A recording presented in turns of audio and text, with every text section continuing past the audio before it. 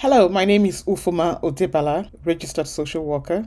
It's a delight to engage with this project again. I began this at the beginning of the year and I've been having some technical issues because I am learning as I go along. Really, this is a project about targeted at meeting the needs of people of African descent. So it is befitting that I come back to you today, Emancipation Day. And the question is, what is Emancipation Day? Emancipation Day is, of course, today, August 1st, 2022, which is a civil statutory holiday in Canada. It's an holiday to recognize the day of August 1st, 1834, when the British Empire officially abolished buying and selling of black people that look like me, people of African descent, basically stopping the Tans-Atlantic slave trade, officially, emphasizing the word officially. But in any case, August 1st. So it's a day of reflection, it's a day of wishing we do better after that date and correcting the legacy of having to trade in human beings. Imagine, 1444 to 1834. So this was something that happened for hundreds of years. Clearly, one of the legacy is systemic anti-black racism. Government of Canada recognizes that the destructive legacy of slavery in Canada also means acknowledging that its impact on black communities did not end on August 1st, 1834. Systemic anti-black racism and hate still persist in our country, causing harm and inequity, while also negatively affecting the overall health and well-being of people of African descent. Close quote. The challenge now is, how do we address this? We've had since post-1834. We are in 2022 and we're still talking about addressing the legacy of inequity and inequality, essentially oppression that continued, that was facilitated by capitalist ideology, within which racist ideology thrived. So when we hear from people who say racism is not normal part of everyday life, not embedded in our system because they're trying to critique the tenets of critical race theory, this is an opportunity for them to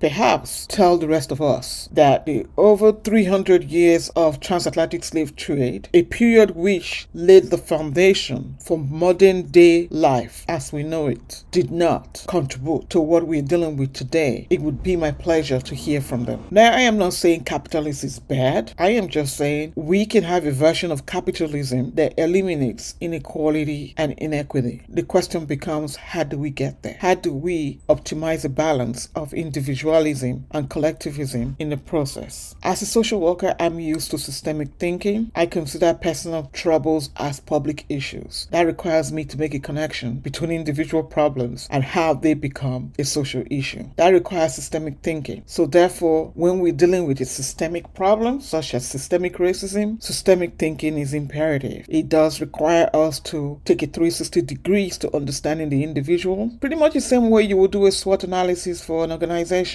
where you would look at the strengths, weaknesses, opportunities, and threats. Then, having understanding individual, how they work internally, externally, and those things impact on them within the context of their life, then we need to move to try and augment that knowledge with a comparative awareness of other people who are similarly situated as that person. Further improve on this understanding by drawing in our broader understanding of societal history of that community within which the individuals who are similarly situated socially are impacted. These are some of the things I hope I would begin to further unpack with my videos. Although going forward, I am impressed to focus on videos that look at issues around overrepresentation. Overrepresentation of black and indigenous people in the criminal justice system is an interesting area to look at. Criminal justice is a subject matter that I will be prioritizing in the next little while. I hope it will be of benefit to you and your family, but if you think it's not beneficial, obviously, comment, let me know. The idea of this project is to humanize families,